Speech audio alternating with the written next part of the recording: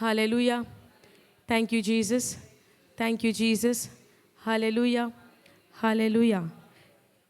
सगळी दोळे बंद करूया. सुरगींच्या बापा तुका अर्घ आनी वाखाणी दिता ह्याच्या दिसा पासत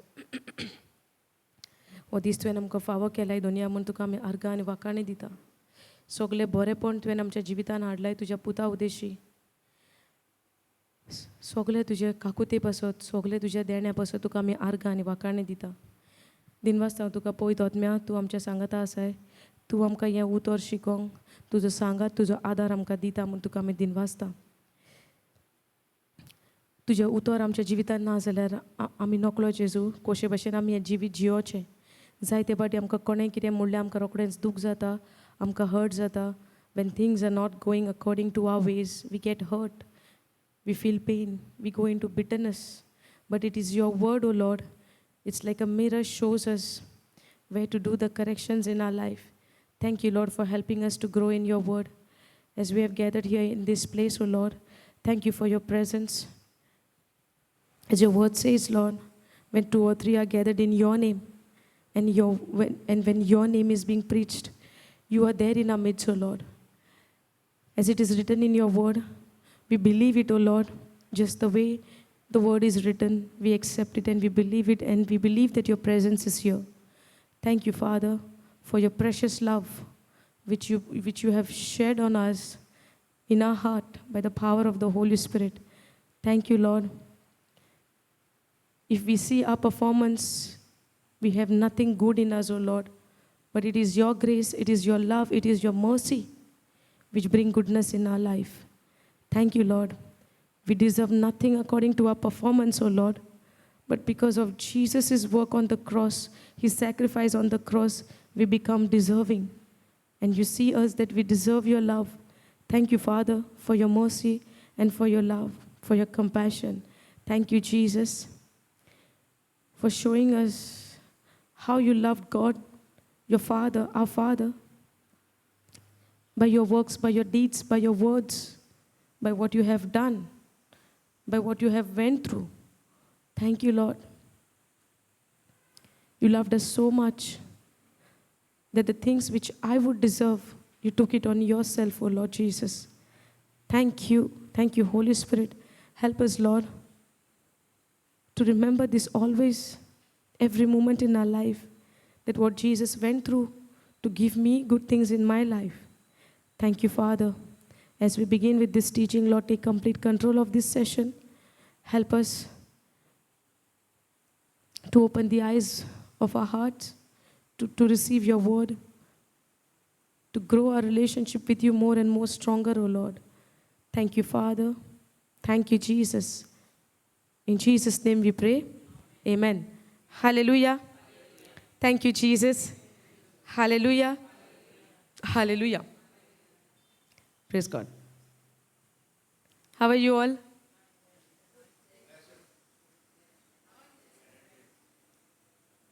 Yes. We are, I am blessed, anointed, highly favored. Praise God. We all are blessed. We all are new creation. We say no, every after Good Friday there is an Easter Sunday. Praise God. Hallelujah. Thank you, Jesus. Okay. What we were studying yesterday?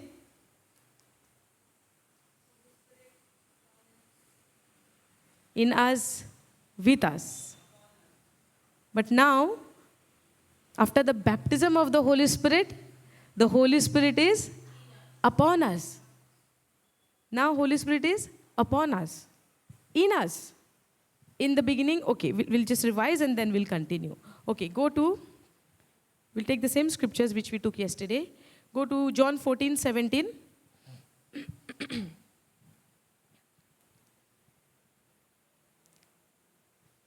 As we repeat the teachings, is it helping us to grow more and more stronger?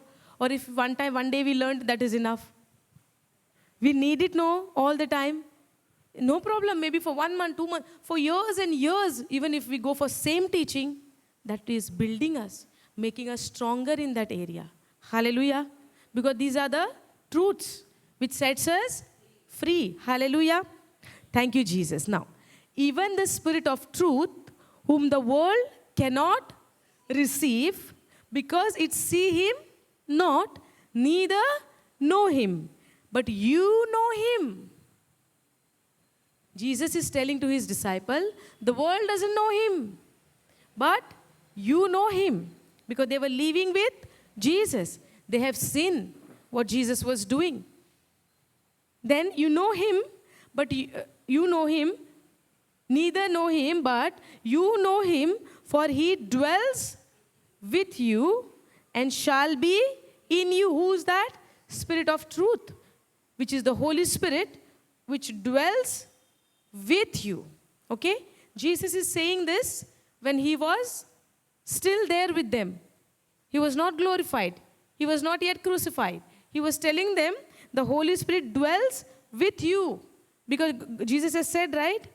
He blessed them and he sent them to do the same thing what Jesus was doing. Yes or no? So without the Holy Spirit, Jesus sent them? No, Jesus gave them his Spirit. Jesus gave them his Spirit. Now, go to John 20, 21.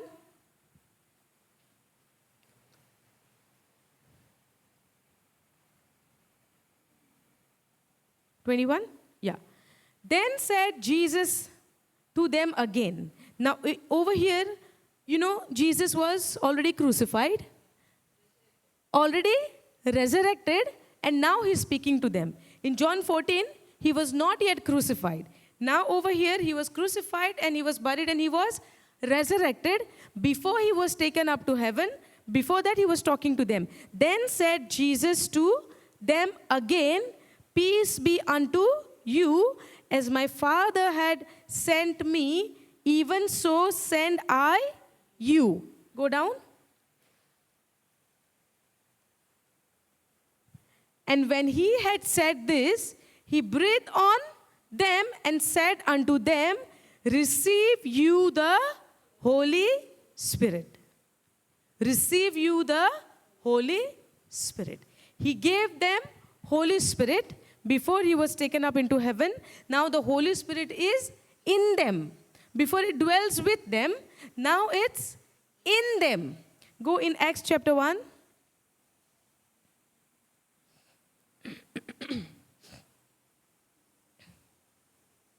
Go down. Third verse you go. Okay, we'll read from the 1 onwards. Now, the promise of the Holy Spirit.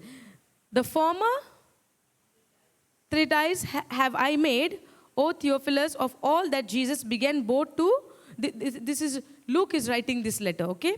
The former treatise have I made, O Theophilus, of all that Jesus began both to do and teach, go down, until the day in which he was taken up. After that, he through the Holy Ghost has given commandments unto the apostle whom he had chosen. Before he was taken up, he has, until the day in which he was taken up, after that he, through the Holy Ghost, has given commandments unto the apostle whom he had chosen. Go down. To whom also he showed himself alive after his passion by many infallible proofs, being seen of them 40 days, and speaking of the things pertaining to the kingdom of God. Go down. And being assembled together with them, commanded them that they should not depart from Jerusalem. Before Jesus said, Holy Spirit dwells with you. Then after the resurrection also he said, receive the Holy Spirit. But now over here, this letter tells us, the book of Acts tells us, that Jesus has commanded them that they should not depart from Jerusalem, but wait for the promise of the Father. Can we go down? Promise of the Father, which said he, you have heard of me. Go down. Okay, go up. Fourth verse. Look at this, okay? Let me read the full verse. Fourth one. And being assembled together with them.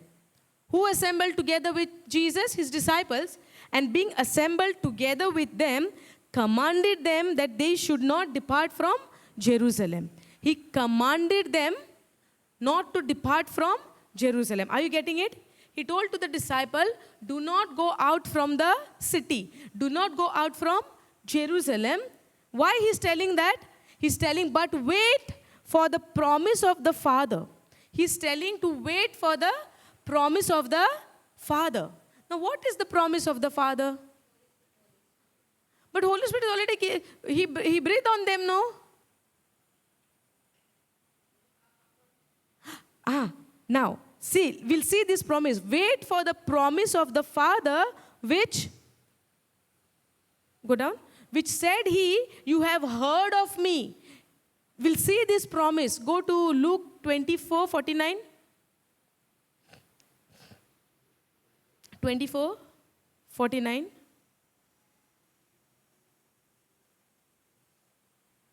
It is the promise of the Father. Now see here. And behold, I send the promise of my Father in you, with you. What is the promise of the Father? To send the Holy Spirit upon you. Are you getting it? And behold, I send the promise of my Father upon you. Look at this word, upon you. In the beginning, when Jesus was there, the Holy Spirit was dwelling with them. Then Jesus, before he was taken up to heaven, they were given the Holy Spirit. Jesus breathed on them and he said, receive the Holy Spirit. Now the Holy Spirit is in them. If the Holy Spirit was not in them, they would have not gathered in the upper room and prayed over there and wait for the promise of the Father to get fulfilled. Are you getting it? Are we learning something? Yes or no? The people of the church make noise. Hallelujah. Hallelujah. So when you say hallelujah, I will believe that you all are awake and you all are understanding. If you all are not responding, then I would say like I'm teaching myself. Because this is very important for us to know Holy Spirit is in me and when the Holy Spirit is upon me. When the Holy Spirit is in me, the action is not to be shown outside. The change is inside. But when the Holy Spirit comes upon you, people would see the change outside. Are you getting it? When the Holy Spirit comes upon you, you begin to overflow where you could not even control. You are overflowing. Have you all seen a dam during the rainy time? When it overflows, can anything stop that? Because now it's overflowing. But when the Holy Spirit is upon you, it will overflow. It will be shown outside. There would be change from outside. But when the Holy Spirit is in you, outside people cannot see. You know, people cannot see, and it can't be, you know, it's not overflowing out. It's only in you. That's why I'm saying, when there are believers who only, the change is only inside. You cannot see. That's why some people can be in Christ and live after the flesh. Understanding? But when the Holy Spirit is upon you, you are walking in the Spirit. Because now your life has been taken care by the Holy Spirit. Because He gives you the crave to go to the Word, to study the Word. It gives you crave more for Jesus. Because the work of the Holy Spirit is only to draw you to Jesus, nothing elsewhere. When the Holy Spirit is upon you, He gives you desire only to long for Jesus. And when you are longing for Jesus, you begin to imitate Jesus. You begin to do what Jesus has done for us. We will begin to do. When the Holy Spirit is upon me, my actions will be changed. Whatever Jesus has done, whatever Jesus was, doing in this planet Earth when He was there, compassion for others, love for others, doing things for others, healing people, casting out demons, and all of those things, preaching the gospel of the kingdom of God, these things we will notice in ourselves. We will begin to do these things when the Holy Spirit is upon me. Are you getting it? We are just looking at the spiritual mirror to see where we stand and what are the things need to be changed in our life. But that will also, I will not do with my effort. God will do this. What I have to do is study His word and meditate on His word. As I meditate on His word does the job effortlessly, but I need to take a decision. If I don't take a decision to read the word, to meditate the word, to study the word, and to grow my relationship with my Father, if I don't open the Bible, if I don't go and read into His word, how my life will be changed? Is there a chance my life will be changed? No, because there is somebody who is there to deceive us, to come and disturb us, to come and distract us from reading the Bible. He will come and give us multiple excuses. Oh, now your time is to cook. Relatives are coming. Oh, now you have a time to go to gym. Oh, now time to go for work. Now time to go to get your children to the tuitions. Now the time to take children's studies in the house. This is the distraction what he brings, so that I will not end up into reading the word. Because when I read the word, when I study the word, this word of God transforms our life. Are you getting it? Now, and behold, this is the promise. That's what he said, which you have heard from me. He's telling them, no? And behold, I send the promise of my Father upon you. So tarry in Jerusalem, wait in Jerusalem, do not go out of the city until the promise get fulfilled. Because the promise of the Father is to send His Holy Spirit upon you. The Holy Spirit upon you. Now, but tarry you in the city of Jerusalem. You know, this tarry. Okay, go some other translation.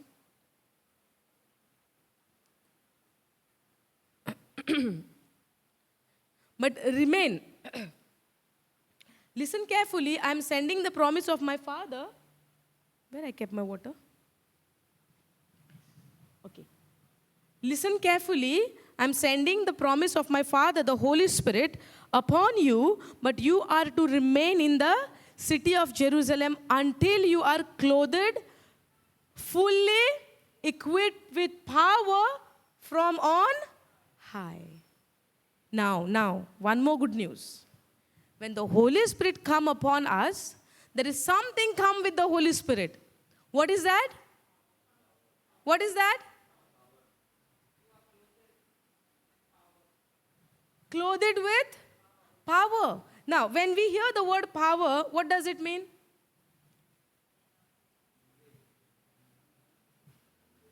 Huh? Yeah, but what is the meaning of this power? Huh? Only lips moving, sound is not coming out. Energy with full force. Anointing of the Holy Spirit. You know we'll see this in the book of Acts. Now, we'll receive you wait till the Holy Spirit come upon you and remain in the city until you are clothed, fully equipped with power from on high. Go to Acts 1. Go down. Yeah, go. 3rd verse onwards. Now, to whom also He showed Himself alive. We read this. Go down. Wait for the promise of the Father. Now, we saw the promise is already given in the Luke 24:49. Now, wait for the promise of the Father, which said He, you have heard of me. Understood? Go down. From John, for John truly baptized with water, but you shall be baptized with the Holy Spirit by the Holy Ghost not many days hence. Go down. When they therefore were come together, they asked of Him, saying, Lord, will you at this time restore again the kingdom to Israel? Go the 8th verse. But you shall receive power. After that, the Holy Spirit is come in you, with you. But you shall receive power. When the power comes? when the Holy Spirit is upon you. Are you understanding? When the power comes, when the Holy Spirit is upon you. But you shall receive power. After that, the Holy Ghost is come upon you, and you shall be witnesses unto me, both in Jerusalem and in all Judea and in Samaria and unto the uttermost part of the earth. Now, this power is a dunamis power. This power is a dunamis power. This is a dynamite power. Have you all seen when they use that dynamite to break the rocks, the mountain and hill? It explodes, right? When you break the hill or the mountain, what happens? It breaks when you use that dynamite. Yes or no? This power in Greek, they say it's a dunamis power. Now, when the power comes in our mind, what happens? Power is power, no? What do we say? Power is power. Power is a force. It changed the old into new. It changes the old into new. Now, for example, why it says like that? When we were not filled with the Holy Spirit is not upon me. I would be like what? How I will be with the power? Will anybody will see any changes in me? I would be like a normal person. Yes or no?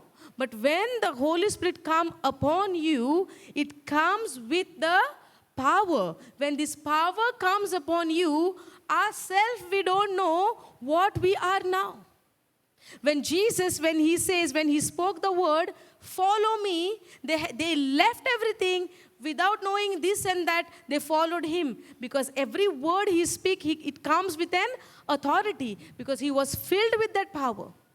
He was filled with that power. When the heavens opened and when the Holy Spirit came and rested upon him, it filled him with the power. In his clothes, yesterday we saw, in his clothes also, the anointing was flowing in his clothes because he was filled with that power. Yes or no? When he was walking, even the demons, without even Jesus opening his mouth, they used to tremble and torment. And they say, why you came early? Our time is not yet come. The demons also, the demonic spirit also recognized him because he was walking with that power, and they were scared. They were tormented. They were trembling when they were looking at Jesus because Jesus did not even open his mouth. He was just walking. When he went in the synagogue for the first time, we took that example. When he was in the synagogue for the first time, the man with an evil spirit, possessed with an withered hand in the evil spirit, he was in the synagogue. He was inside the place where Jesus was speaking over there. When he looked at Jesus, he started to cry out loud. Not the people who were there. The person who was possessed with the spirit, that spirit spoke and cried out loud. Do you understand this power? Now that same power, the good news is that same power is in you, all those who believe in Christ Jesus. Are you all not excited for this? I want to get excited for this, but the thing is, my problem is there, no, that holds me back. Dunamis power. That dunamis power comes when the Holy Spirit comes upon you. It's a dynamite power. It's an explosive power. It's not just a power how we think. Okay, power is power. No, you don't have that power to carry this. We think that power. But when this dunamis, dynamite power, when it came, right, our life is never ever be the same. But the only thing I have to believe, it will not show me the action. The moment I believe, the moment I believe it, that the power is in me, your action will change. Because when you believe, your action will correspond to the message what you heard. Now the message is given that you are filled with the Holy Spirit, and now the power of the Most High is upon you. Let's start from the beginning. The same verse, 8th verse. But you shall receive power. After that, the Holy Ghost is come upon you, and you shall be my witnesses. You shall receive the power when the Holy Spirit is come upon you. Now somebody would say, I need to see the physical evidence. I need to feel something current is passing in my body. Yes or no? Somebody would say like that. I want to see things will change in my life, and then I will believe. But according to the word of God, believing comes first, then your action will come, and then you see the result. You will not see the result unless and until if you don't believe that you are having this power by believing in the written word of God. How will I change my action? Because what is believing? Action corresponding to the message. Now, this is a message is given to me. You shall receive the power. Now, as we say, the Holy Spirit is upon you, everybody would say, yes, the Holy Spirit is upon me. At the same time, I'm sad. At the same time, I'm in grief. At the same time, I'm in bitterness. At the same time, I'm in jealousy. At the same time, I'm in pride. At the same time, I'm in anger, jealousy, strife, all of those things in me. And still, I'm saying, Holy Spirit is upon me. If the Holy Spirit is upon me, I would experience this power upon me. And when this power is upon me, no demonic spirit can have a hold on me. Are you getting it? Are you understanding it? Now, because the Bible says there is a believing called, your action will change. When you believe, your action will change. It will be shown. It will be shown in my action. Are you understanding? Are you getting it? Are you all getting it? Praise God. Okay. See, when you shall receive the power, they are telling you shall tarry in the Jerusalem. Do not go out of the city, because Jesus knew very well, if we go out of the city without the Holy Spirit and try to go and preach the word, try to go and give the gospel to the others, we will not see any result, because I have not experienced that the Holy Spirit is upon me. Are you understanding? That's why he's telling, don't go out. Because Jesus knows if they go out, the people from outside, they would question them, and these people would not know. But when the Holy Spirit come, we saw the result, what happened with Peter. Yes or no? That same Peter, when Jesus, 3.5 years, Jesus was walking with them, showing them signs and wonders. And every time when he raised the dead, he healed the sick. Jairus' daughter, when he raised from the dead, Peter, James, and John was with Jesus. But at the same time, when time came, Peter is saying, I will not let you to die. I will not let you to go on the cross. What Jesus is saying? Get behind me, Satan. Does that mean Peter is Satan? But he was in his physical mind. He was in his physical senses. When Jesus also showing them the sign, washing their feet. When Jesus was washing their feet, what Peter said? I will not let you to wash my feet, Lord, Master. I will not. And Jesus said, let me. What I'm doing now, you will understand this. And when he explained him, he said, okay, in that case, wash my hands also.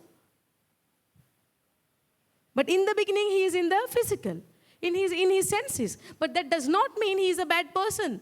He was trying to understand. He was learning. But that same Peter, when he was filled with the Holy Spirit, why I'm giving the example of Peter? Because before I know that the Holy Spirit is upon me, my life will be different. But when I know the Holy Spirit is upon me, my life will be different, because now my actions will change. Now my actions will change. Just the way when he received the Holy Spirit in the upper room, the action got changed. The Peter who denied Jesus, he said, I don't know him. I don't know him. I don't know him. Why? Because he was scared. Just the way they arrested Jesus, they will kill me also. So he was scared for his life. He was running for his life. And hiding, he was watching. Yes or no? The same Peter, where we are saying 1 Peter 2:24, 1 Peter 2:24, who wrote this letter? Peter. Peter is the one who wrote this, that by the wounds and stripes of Jesus Christ we are healed.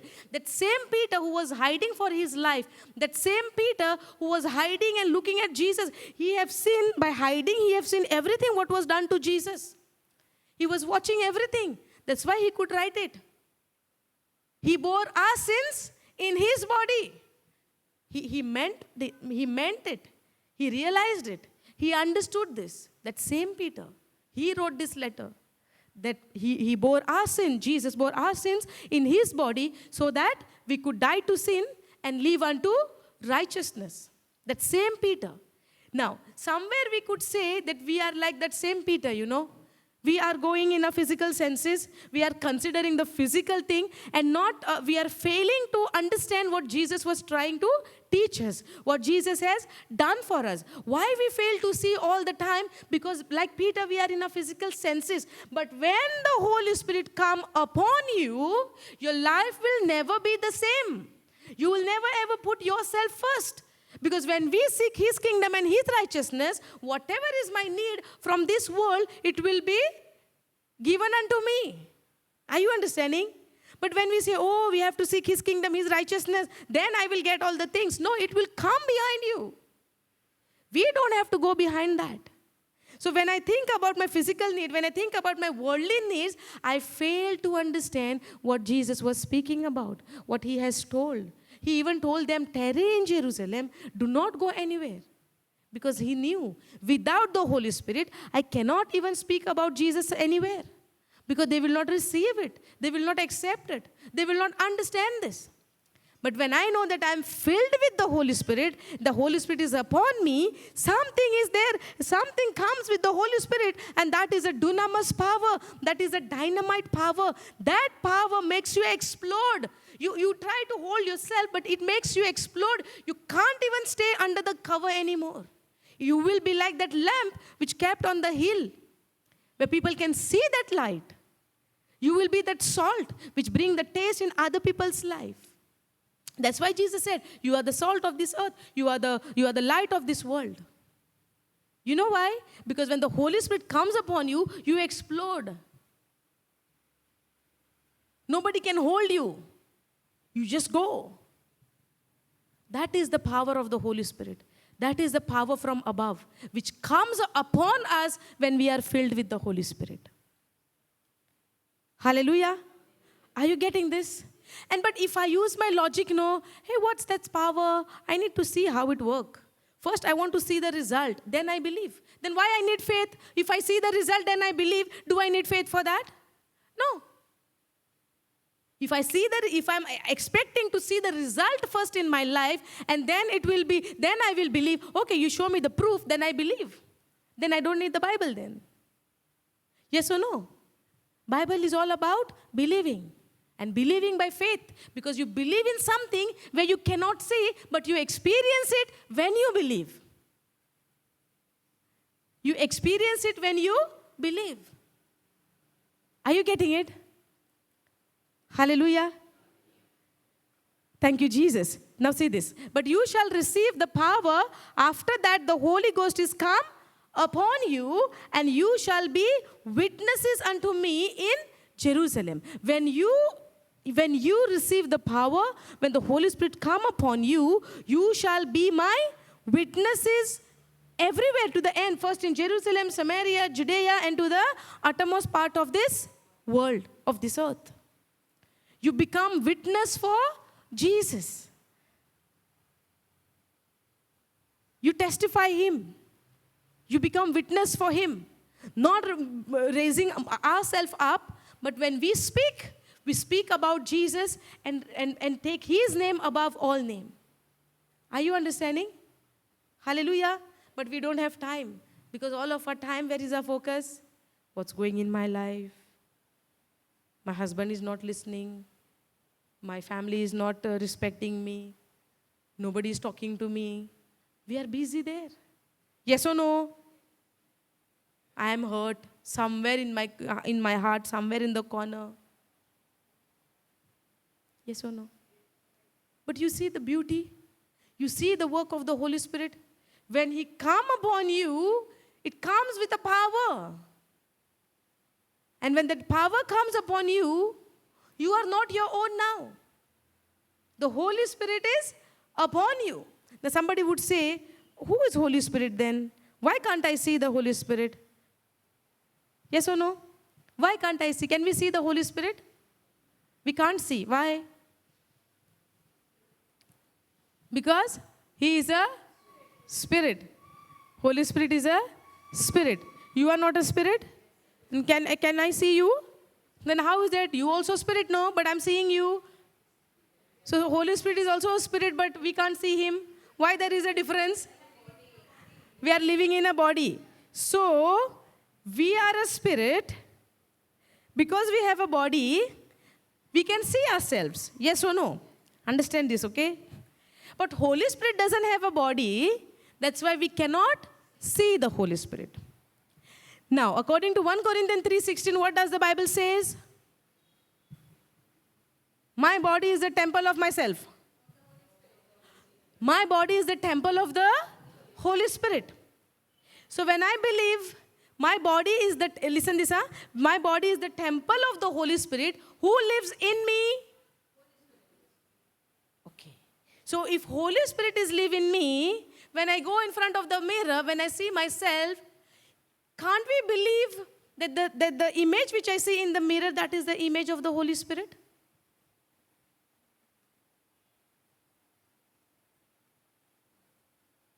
Yes or no? So are we waiting for Holy Spirit to come with a body? Different body?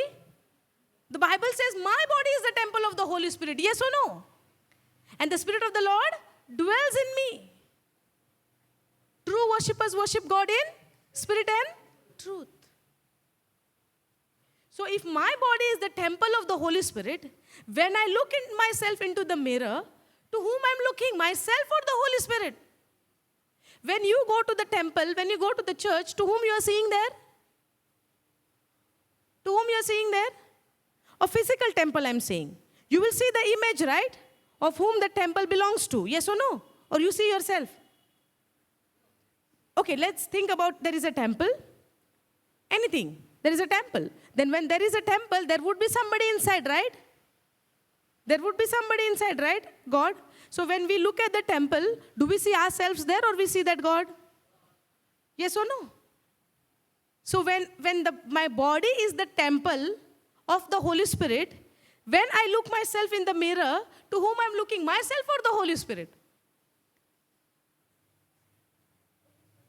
Holy Spirit, no. So now the Holy Spirit has a body? Yes. Are you all understanding this? My focus has not shifted from myself. That's why I cannot see the Holy Spirit is in me. Confusing, sister? Trying to understand, I'm asking this sister. This is today, this is not yesterday's. You got it, no? See, when the focus of myself is on myself, when I look in front of the mirror, oh, I'm looking myself, oh, I look this, I am this and I am that. Yes or no? But the Bible says this body is the temple of the Holy Spirit. This does not belong to me anymore. This belongs to the Holy Spirit. Okay, Galatians 2:20, what does it say? I am dead already on the cross. Nevertheless, I live, but Christ live in me. So if Christ live in me, when I look at myself in the mirror, when I look at myself, I see myself as Jesus. I see myself as the Holy Spirit. So I can't say that Holy Spirit doesn't have a body. The Holy Spirit doesn't have any face. When I look at myself, I believe that this is the image of the Holy Spirit because He dwells in me. But what about my actions? Correct, no? Now, my changing of my action is a process. Why my action is different? Why my actions are different? Because my mind is not renewed. Because my mind is not renewed, that does not mean the written scripture is not true. Now, the written scripture is telling my body is the temple of the Holy Spirit. The Spirit of the Lord is dwelling in me. Yes or no? Now, my mind is not renewed, not because the truth is wrong. The truth is truth. I need to change my mind by speaking the word, reading the word, meditating the word. So when I began to understand, now this body is not mine anymore. Now this heart is not my heart anymore. Because in this heart, God has poured His love by the Holy Spirit. Confusing? In Romans 5:5 we see. God has poured His love in my heart by the Holy Spirit. So when I began to know these truths, can I get into anger? Can I get into bitterness? Can I get into strife? Can I become pride, thinking of myself? Pride is what?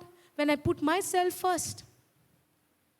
When I get hurt, what do I think? Oh, they hurt me. They said it to me. They done it to me. They insulted me. They offended me. They rejected me.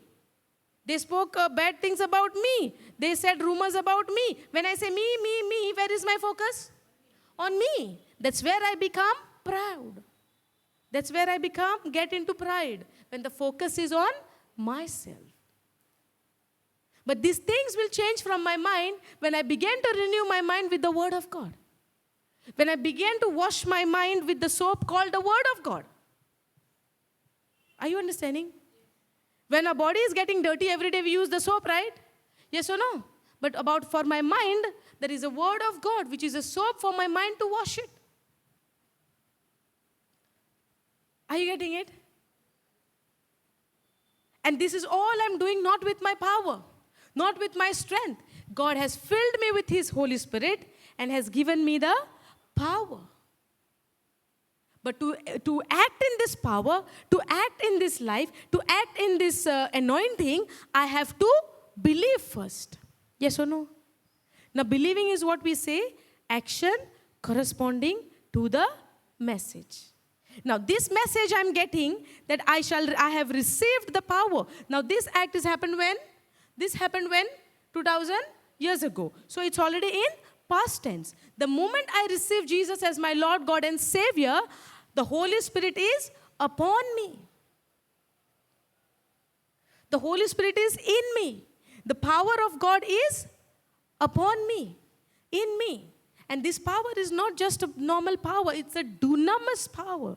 It's a dynamite power. You know, this power which you have in you, which came along with the Holy Spirit, this power can raise the dead. This power is in us when we believe. And when we believe, my action will change. My action will change. Hallelujah.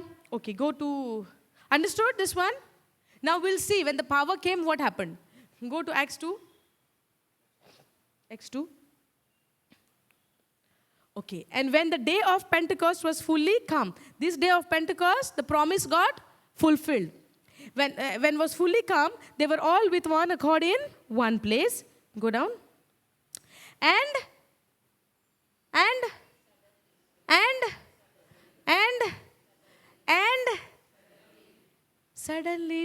suddenly comes suddenly. Say suddenly. This will come suddenly. And suddenly there came a sound from heaven as of a rushing mighty wind, and it filled all the house where they were sitting. And there appeared unto them cloven tongues like as of fire, and it sat upon each of them. And they were all filled with the Holy Ghost and began to speak with other tongues. Now, when the Holy Spirit come upon you, you begin to speak in tongues. The evidence that Holy Spirit is upon you, we began to speak in tongues. Now, I want to ask a question. Everybody is speaking in tongues? Yes. All the time? Okay, go 1 Corinthians 14:18.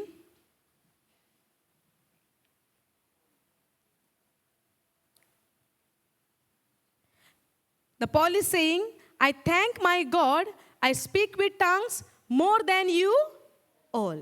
What Paul is doing? Speaking in tongues more than anybody else.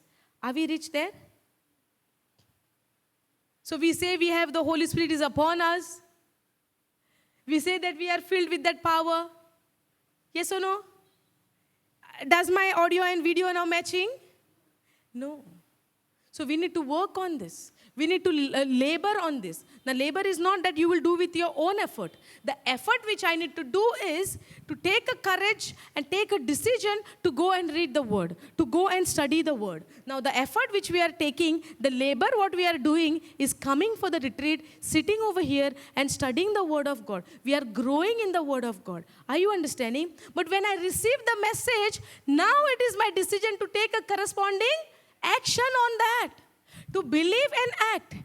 Now I need to think. Now I need to begin to realize. Now I need to ponder on that. If Paul, the Apostle Paul, was praying more than anybody else in praying tongues, how much you and I should pray? Are you understanding? We have no idea, unless we know the truth, that Paul went through so much of suffering and persecution in his life because of Christ. And Christ has already told him, Jesus, you will go through so many persecutions because of my sake. And even for us, it has been said. We will go through persecution. We will go through trials. We will go through tribulation. The situations will come. The circumstances will come. Things will go opposite direction where I don't want those things to happen. It will happen. But in that situation, will I be at rest? Believing that Jesus has already done this? Are you understanding? Are we getting it? Or my focus is still on my problems? Apostle Paul wanted, he could have sit in one corner and cry, no? Jesus, because of you, first I killed so many people, I persecuted so many people, so many believers who were believing in you. And even I took a legal document, legal papers, and I was going to Damascus to arrest those people who was believing in you. Okay? I was doing this. Now after that, I saw you, I encountered you, I heard your voice, I saw that great light, and I was blind for 3 days, and I was meditating in your word. I gave my life to you. I repented. All of those things I did. But after doing all of those things, I took a guts, I took a courage for your love. After understanding you, after knowing that who are you, that you are the Christ, you are the Messiah, you are the Son of the Most High God. After knowing this, I went outside doing all good things and spreading the gospel. Now I'm doing good thing for you. I have changed the old ways of my life, and I have changed into new. Now, why these trials you are giving it to me? Did he cried any time? Do you find anywhere he's saying like that? Or he's saying, even if I'm in this earth, I am for Christ, and even if I die, I go to Christ. And what do we do after receiving this power, after receiving this Holy Spirit? What do we do? All of our life, we are running behind our problems.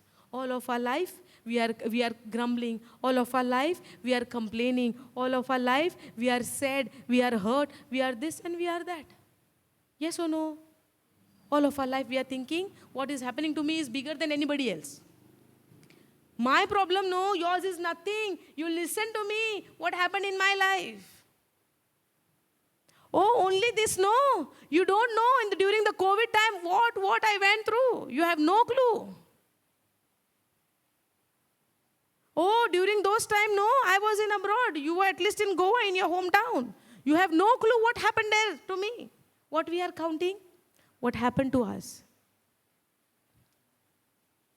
Yes or no? If anything happens, we are going into sorrow. And because of that sorrow, we began to go in depression. Yes or no? Why these things are happening? Because I'm not able to shift my focus from myself to God. God never wants us to go by pain, to go by feelings, to go by depression. That's not God's plan for us. That's not God's plan. God wants us to be happy, to be joyful. And when we say joy, joy is knowing the end result. Last time we had taken the example of a mother. When she is going through the pregnancy, so many things are happening. She even know in the last stage what pain she will go through.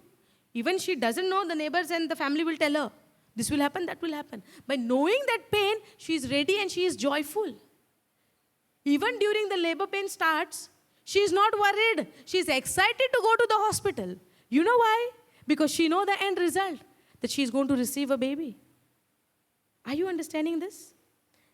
No mother will say, oh, if I have a baby, my life will be in like a prison. I need to take care of the baby. And finally, if she is a girl, then more problem. Because she will get married and go to somebody's other person's house, somebody else's house. Thinking about all those 10 years, 20 years, what will happen? She is crying today or she is joyful because she is having a baby. She knows the end result. I'm getting something beautiful in my hand. In the same way, I should know that Jesus has won the victory for me. The Satan has already defeated. He has already stripped all the weapons which he had against us, where he can harm us. That has been taken away from him. He is now powerless. He has nothing to do. He has only one thing, and that is a lie. Only one thing what Satan has is a talent to lie, because he is a father of lie. Our Father is not a liar. Our Father is a truth. He is a true God. He is a true living God.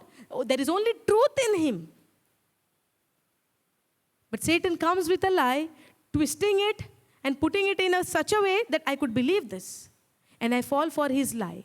When I fall for his lie, is just because I have no truth in me. If the truth in me, I would not fall for his lie. But this truth, to keep in my heart, to keep in my life, to keep in my mind, I need to go day and night to meditate on this. Day and night to ponder on this. When day and night I ponder on the word of God, no deceiver can come and deceive me. Are you understanding? If anybody comes to my way also and says a lot of things to me, for a second I would fall. But at the same time, the Holy Spirit will convict me. It is no longer about you, okay? The one who is in you is greater, far greater than anybody else. So when anybody is hurting me, they're not hurting me because I'm already dead. Yes or no? They're hurting the one who is in me, and he will take care of it. You do not have to say anything. We do not have to react for anything. Because the one who is in me, he is listening everything. Are you understanding? And he's not even allowing me to get angry with that person. Because that's what Jesus said. If somebody hurt you, love them. If somebody curse you, bless them. Yes or no? So if the word is rooted in my heart, I will do the things according to the word of God. But to keep the word rooted in my heart, what do I have to do? Meditate on the word of God day and night. Are you understanding? Sister Vanessa, you have anything to say? The way you are looking.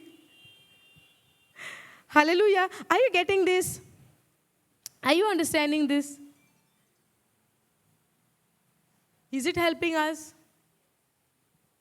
Because all of our life, you know what we did without having the knowledge. And that is a fact. Without having. Now, if there was no problem in our life, do you think we would have been here? Anybody would have been here? Something or the other is there, right? For that reason, we are here. And God is there to help us and to get us out from this situation. Yes or no? Anybody just coming like that over here? Or we are coming to learn? We are coming to see what God has said about me, what God has spoken about me, what He thinks about me. It is not that my performance, my action will decide my identity. My identity has already been changed. Nobody can touch my identity. Nobody can change my identity. My thinking, if goes right, according to the word of God, then things go well. But if because of my thinking, if my actions are going wrong, that does not mean that my identity is changed. My identity will never change, which is there in Christ Jesus. Now, what is my identity today, if I am in Christ Jesus? That I am a born again. I am a new creation.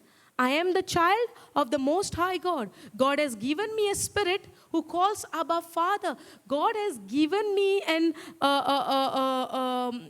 legal right to call Him Abba Father.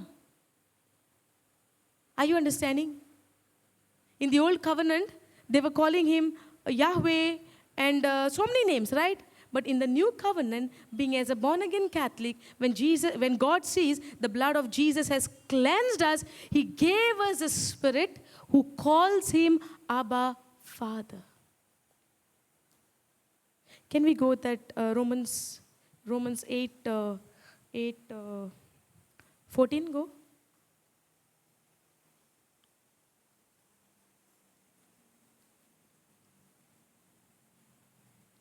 See, 14. For as many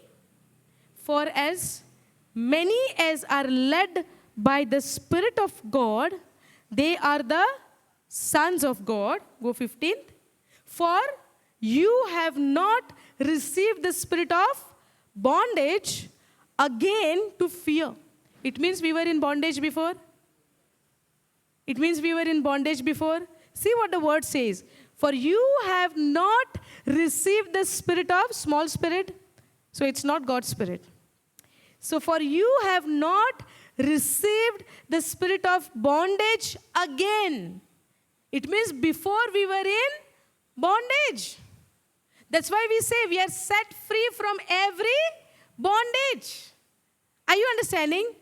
So for you have not received the spirit of bondage again to fear, but you have received the Holy Spirit, the Spirit of God of adoption, whereby we cry, Abba, Father. God has given us a legal right to call him Abba, Father. Are you understanding? He is a spiritual father. Now, have you all seen children when they are small, when they are little growing up, to whom they imitate? Neighbor's house, neighbor's father? Huh? Own father, right? Whatever the father does, the children will imitate. And it's not only boys, okay? Even the girls does that. I see in my own house. More than me, she imitates him. You know, it's happening. In a natural physical life also, it's happening. In the earthly life also, it's happening. Children, when they are growing, they imitate their father.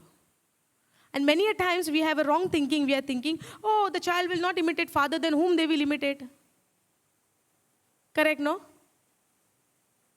If they will not imitate their parents, then for whom they will imitate? Of course, they will imitate their father, right? Sometimes when the child is growing up and they see the quality of the father in that child, what they will say? Exactly like father. Correct, no? Exactly like father.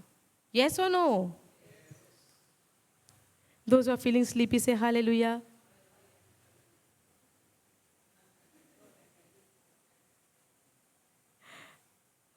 Those who are awake, say hallelujah. So only few are sleeping. They said hallelujah. But even though they are sleeping, they heard it. Praise God. So even you are sleeping, you are listening to the word. Don't worry. You are awake, you are listening, you are sleeping also, you are listening. Yes or no? One brother is nodding head. I don't know whether he's sleeping or no because he have glasses.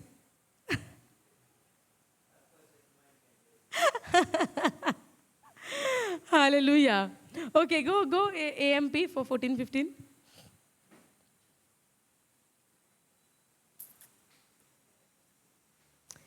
For all who are allowing themselves to be allowing, so we need to allow? Yes or no? Or God will forcefully do it? God will forcefully do me to walk after the flesh or to be led by the Holy Spirit? Allowing, for all who are allowing themselves. Does the word is clear to us now? So choice is mine or the choice is God? God will do it to me forcefully. Yes or no? See, the buffet is given. The items are there. I need to choose. Yes or no? Now, for all who are allowing themselves to be led by the Spirit of God are sons of God. For you have not received a spirit of slavery leading again to fear of God's judgment. You see? Do you understand this? Go CEV for this 15th verse. We'll see what is this bondage. There.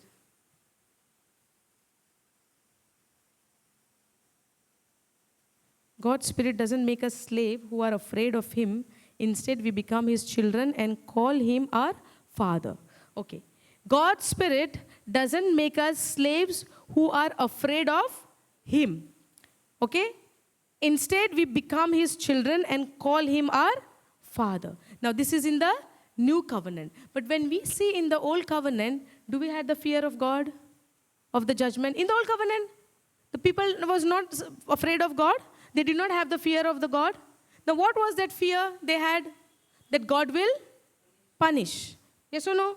In the Old Covenant, God will punish.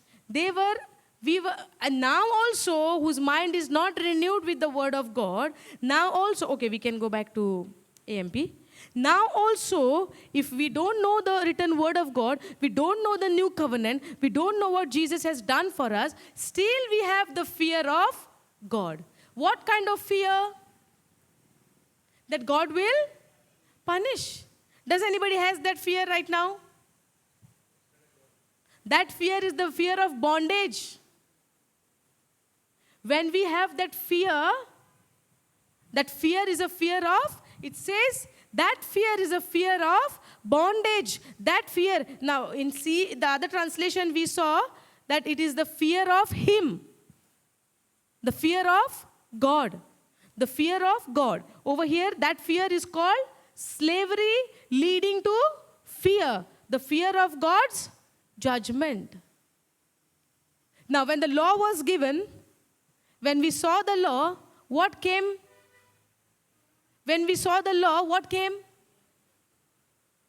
Are you all getting it? When the law was given, what came in the heart of people? Why was that fear?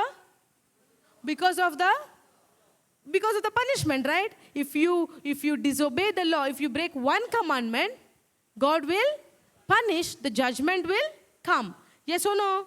Now, for you have not received a spirit of slavery leading again. It means it was there before.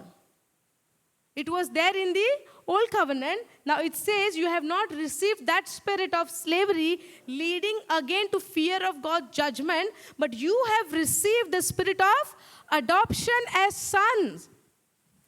Adoption as sons, the spirit of producing sonship, by which we joyfully cry, Abba, Father. Joyfully we say, Abba, Father. In the old covenant, when we were looking at the commandments, the fear is to come in our heart. Fear of what? That God will punish. If I break this commandment, God will punish. If I keep all the 9 and fail to keep it 1, I will be punished. Yes or no? To become a righteous, we have to keep the all commandment. And we see in the Romans chapter 3, we see that no one is righteous, no, not one. Don't tell me you all forgot this, huh? Yes.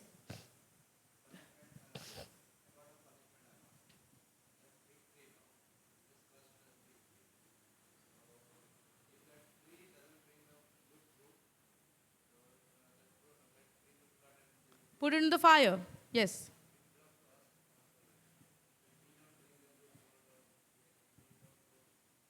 Correct.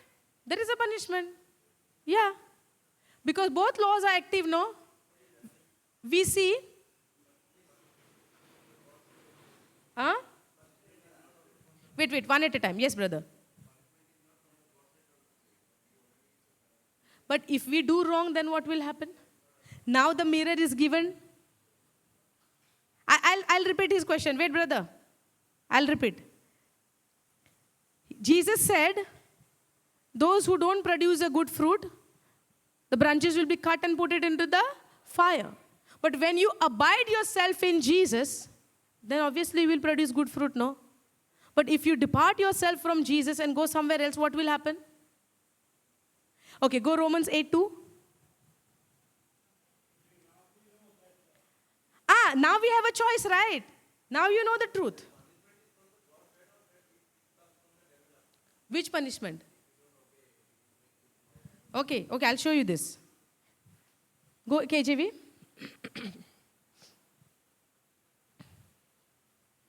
Now, God's anger, God's wrath, which was there, right?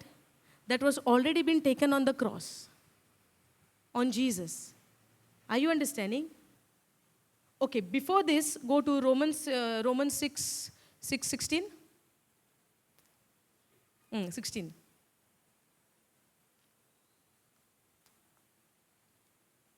Okay.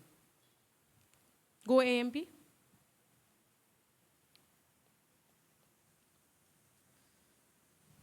See, do you not know that when you continually offer yourself to someone to do his will, you are the slave of the one whom you obey? Are you getting it? Do you not know that when you continually offer yourselves to someone to do his will, you are the slaves of the one whom you obey?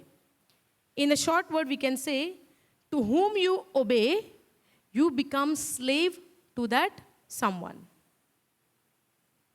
If you obey the voice of the devil, the works of the devil, you become the slave of devil, and he rule our life. Go down.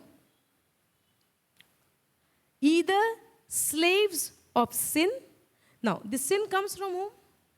When we obey to Satan, we will fall in sin. Yes or no? Now, when you obey, whom you obey, either slave of sin, which leads to death. When we obey to Satan, we commit a sin which will lead to death. But the good news is, Jesus is come to give life abundantly. So now do I have a choice to choose? Because to whom you obey, you become the slave of that someone. Are you getting it? Now. Or to the death, or of obedience, which leads to righteousness, right standing with God. Okay? Now, go to Romans 8:2.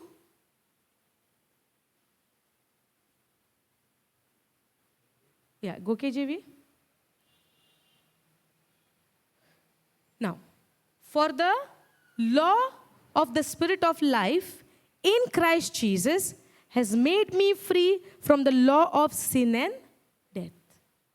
First of all, understand what is law. What is law? What is law? Law, our ability. Law is a universal principle. Forget about the commandment law. When we say law, mind goes to commandments. Yes or no? Law means, for this law, there is a system to follow.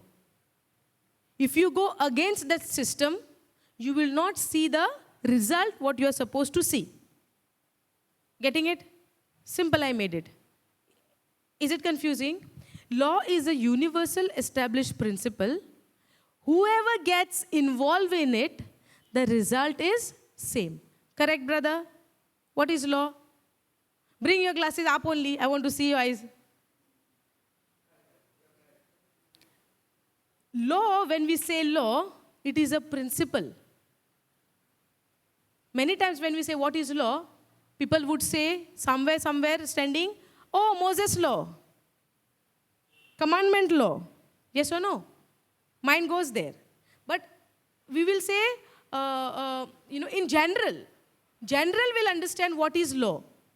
Law is a principle where whoever gets involved in it, the result is same. For example, this is a phone. Do we have a law of gravity to this earth? Gravity is there. What do we call for this gravity? Law of gravity. Is it a law? Why we call gravity law? Why we call law? Why do we call it is a law? Answer, say no. It's a system, it's a principle that whatever gets involved in it, the result is same. For example, do you have a phone? I have a phone in my hand. Now I throw this phone. What will happen? It will go down. Why? Why it will go down? Gravity is there, so it will go down. Now you have a handkerchief. My phone is heavier or your handkerchief is heavier? The mobile is heavier, so it will go down. Heavy, no. Now if you throw your handkerchief in the air, what will happen? It will also come down. Whether it is heavy, whether it is light, the law is it has to go down. Correct, no? Piece of paper. Because of the wind, it will just go zoom, zoom, zoom. As the moment the wind is stopped, it will go down. So it's not about the weight. Yes or no? It's not about the kilogram, the kg, or the grams. No. It's the law. Whatever, even the paper is getting involved in it, even the mobile is getting involved in it, even the metal is getting involved in it, even the wood is getting involved in it. In the water we see, right? If the wood, 1000 kg, it will float. But metal, small stone, it will go down. Understanding? But it's in the water. But over here, in the land, we see when you throw even the paper, even the feather, even the mobile or whatever, it has to go down. Clear the law? Let's not get distracted. Let's pay attention. Because if we don't pay attention, we don't understand the truth. And if we don't understand the truth, we are in the bondage. Yes or no? If we don't understand the truth, we are in the bondage. We are not free. Are you getting it? Huh? Yeah. Come. Not coming inside? Hallelujah. Okay. Anyways. Understood now? Law understood? Law understood? Yes or no? Physically we see the law of gravity. Correct? In the same way, in Joshua 1:8, what did we see? This book of the law. Why it is called law? Because the word of God, praise God, brother, welcome. Come, sit. Sit, no?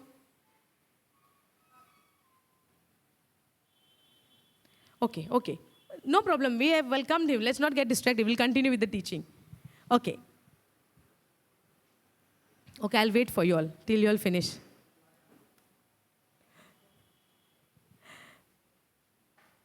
They're all busy looking there. Hallelujah.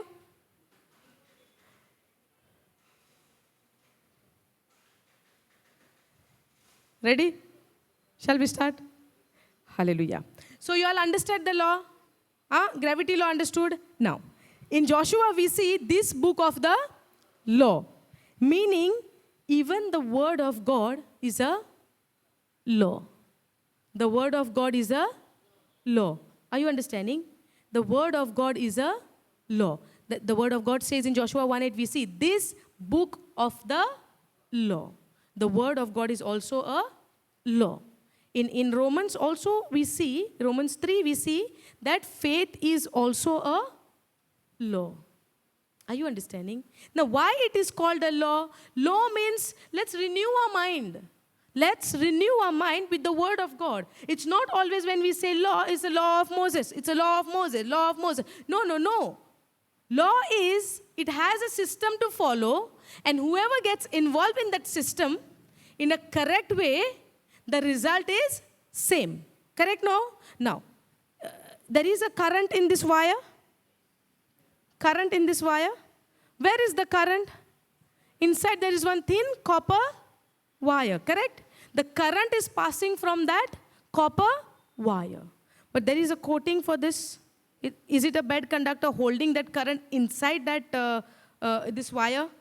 Yes or no?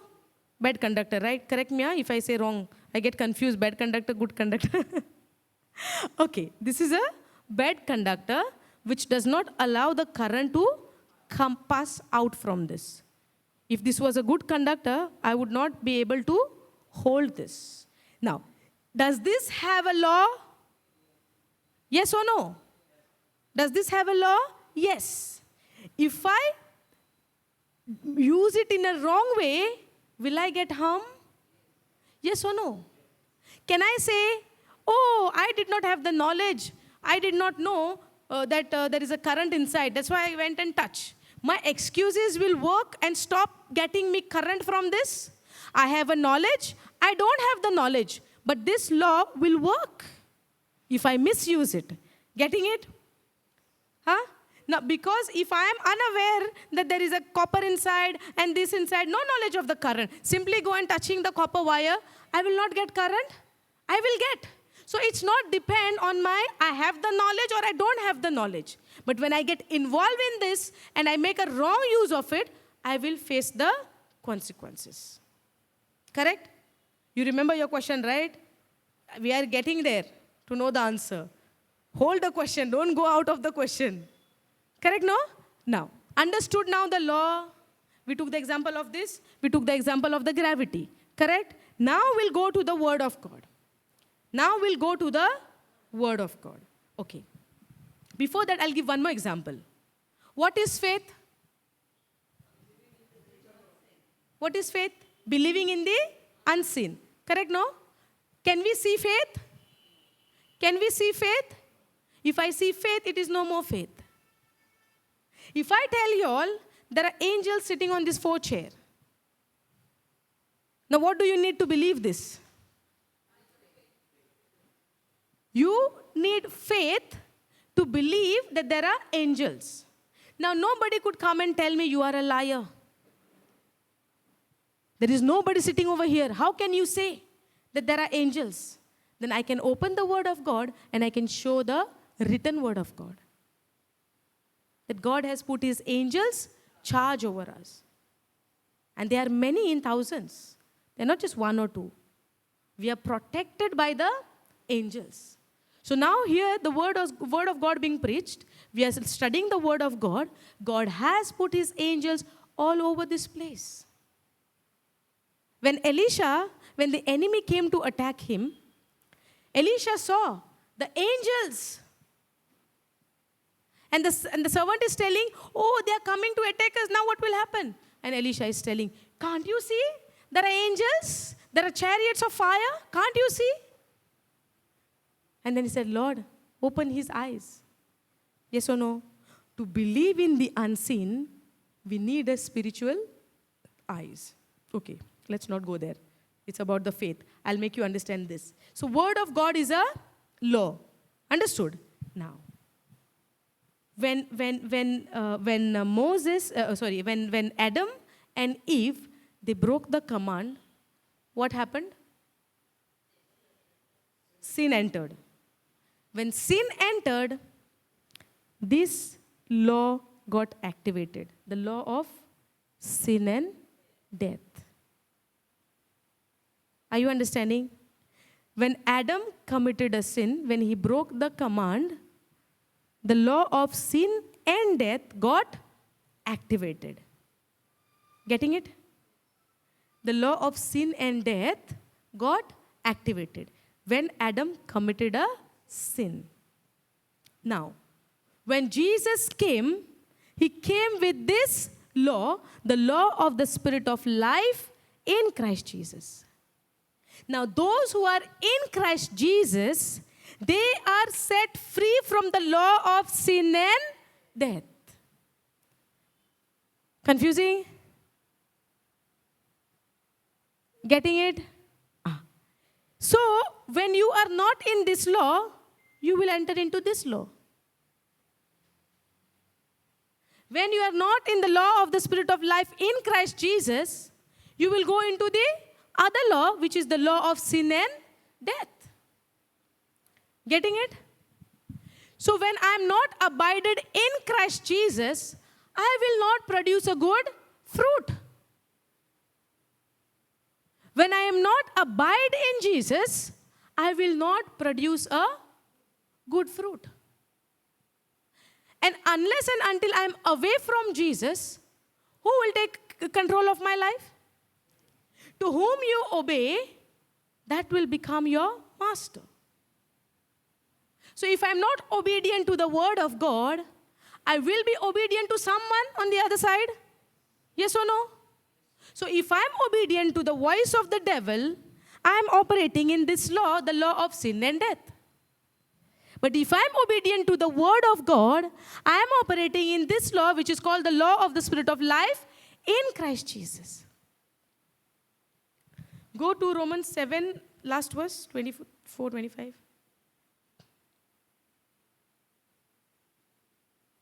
Go 24.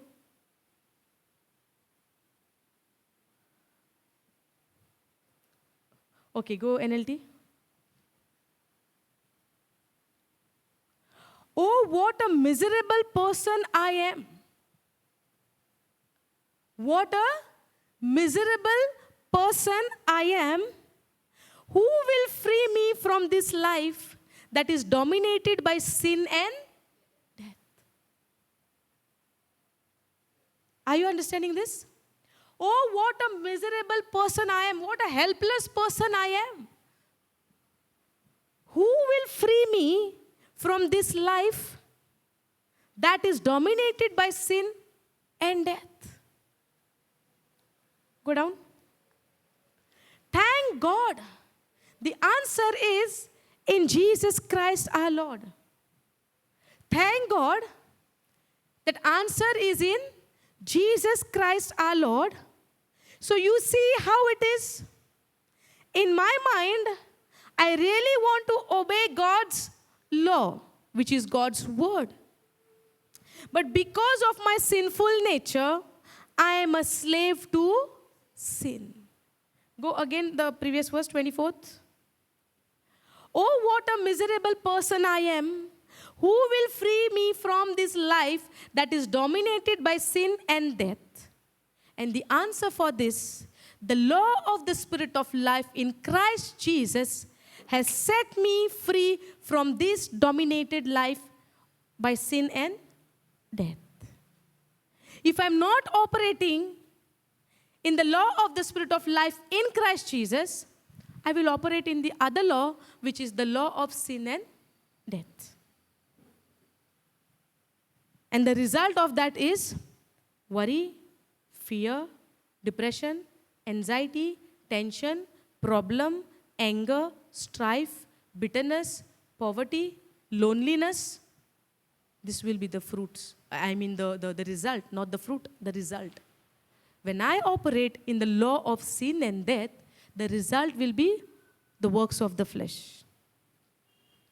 The result will be the works of the flesh.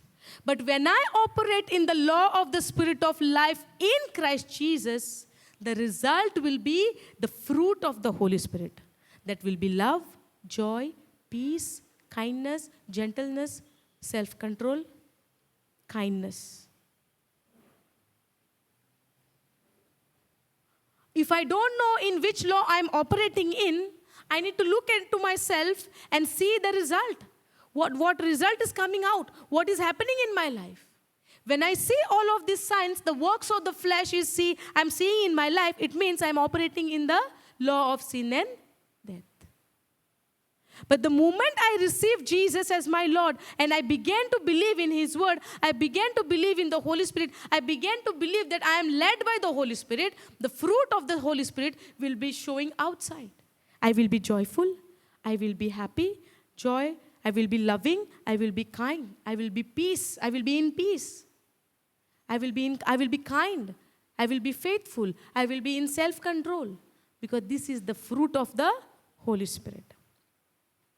But when I operate in that law, the law of the Spirit of life in Christ Jesus, the result will be the fruit of the Holy Spirit.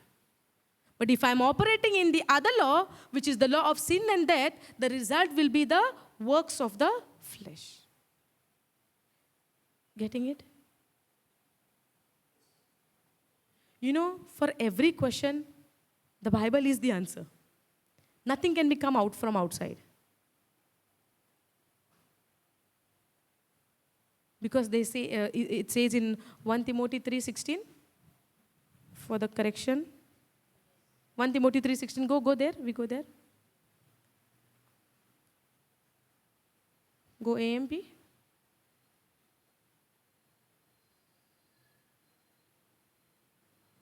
And great, we confess, is the mystery, the hidden truth of godliness.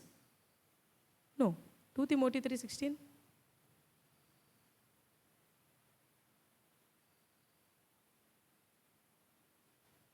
Yes. All scripture is God's breath, given by divine inspiration, and is profitable for instruction, for conviction of sin, for correction of error and restoration to obedience, for training in righteousness, learning to live in conformity of God's will, both publicly and privately, behaving honorably with personal integrity and moral courage. Go NLT. All scripture is inspired by God and is useful to teach us. All scriptures is inspired by God and is useful to teach us what is true and to make us realize what is wrong in our lives.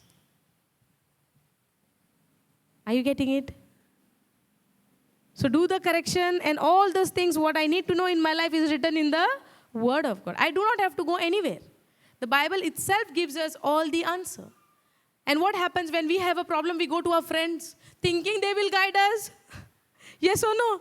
When we have a problem, oh, let me go to my best friend. He is my childhood friend. No, let me go and share. He will give me some suggestion. From where he'll bring the suggestion? To correct my life, to do the change in my life? The world is teaching us this. Go to your best friend. Thought will come. From childhood, no, school time. From KG time, we are together. We did the graduation together. So I need to find where is he now, because I'm going through something. And my friend will give me a solution. My friend will guide me. My friend will correct me. But he might correct you in a right way only if he is in the Word of God. But if he don't have the knowledge of the Word of God, be careful from whom we are taking the advice. The only person who can correct my life is the Holy Spirit. The only person who can teach me in a right way, in a godly way, is the Holy Spirit. Are you understanding? Because every scripture is inspired by God and is useful to teach us what is true and what is to make us realize what is wrong in our lives. It corrects us when we are wrong and teaches us to do what is right. It does not end here. It does not show us where I am wrong. It also teaches me to do the right. It also teaches me to do the right. Sometimes it looks like, oh, you're going for the retreat. So boring. You have to sit there for the whole day. But we have no clue. While sitting over there, Holy Spirit comes upon us and transforms our life like never, ever before. Are you getting this? Some people think retreat is only for the old people because now they have nothing to do, no? But no. When God chose Joseph was 17-year-old. Anybody 17-year-old sitting over here? No. But God used him and he saw the trials and tribulations and persecutions in his life at the age of 17. This word is for everybody.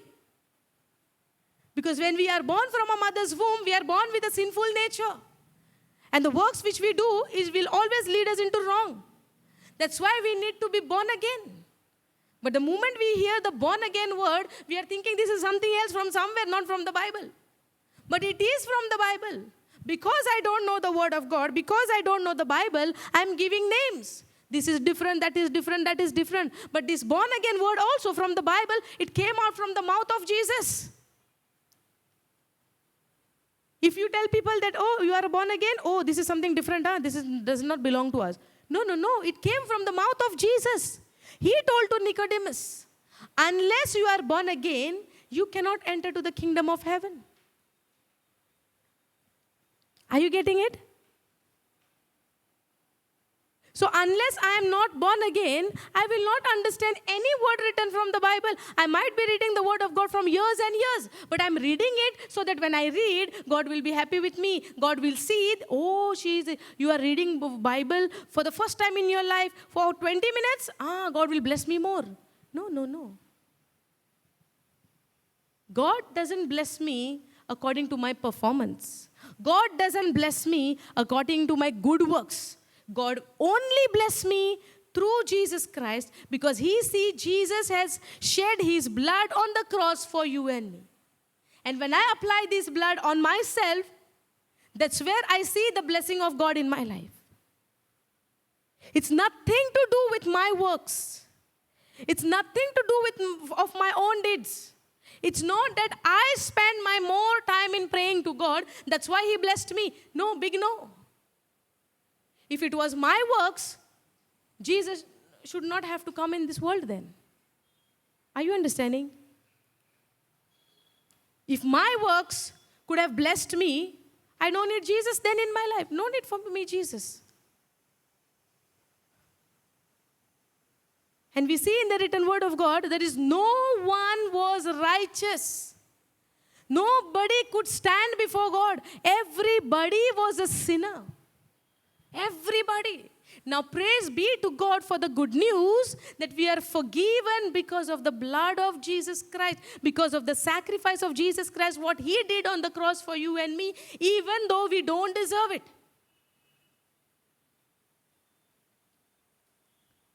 We are thinking it is my knowledge. which brought me here, standing here. No. It is the work of the Lord. When we become obedient to His word, when we trust in His word, when we rely on Him, when we depend on the Holy Spirit, that is the only thing what we can do. Not with my logical knowledge, not with my wiseness. The Bible says the man's wiseness is foolishness in front of God. The person who say, I am the wise, that person is in front of God is the most foolish. Because nobody was righteous. The only reason now we can call ourselves is righteous, not because I did something good, I was made righteous. We all are made righteous, not with our own works, but only because what Jesus did on the cross. If I keep Jesus all the time in front of my eyes, the way He died, the way He shed His blood, if I make an imagination, Jesus, you died on the cross for me. I look at His blood, I look at His nails, which is there in His hand, which pierced His hand. When I keep imagination all the time, that's where I get a guts and courage to deny myself and believe in Christ, that He is the one in the center of my life. Hallelujah. But the more I remain focused, this is happening in my life, that is happening in my life, visa is not coming, tickets are not getting confirmed, my medical is not coming proper, I'm not getting a job offer letter, I'm not getting this. Where is the focus?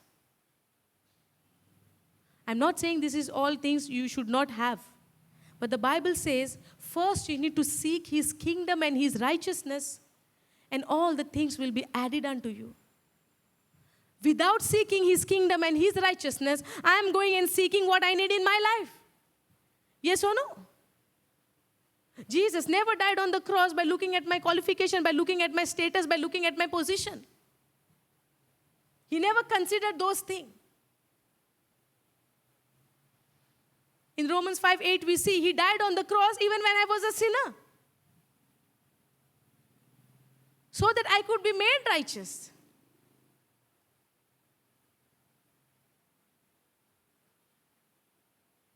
The only way is to abide in Him. If I want to see the godly fruits, the only one way, abide in Him. Because He is the only way, only the truth, only life. Hallelujah. Thank you, Jesus. You got your answer, I believe. Understood? So the only way is Jesus. To abide in Him. If we don't abide in Him, we walk in the other, we get involved in the other law, which is the law of sin and death. That's where we see the anxiety. That's where we see the problem in our life.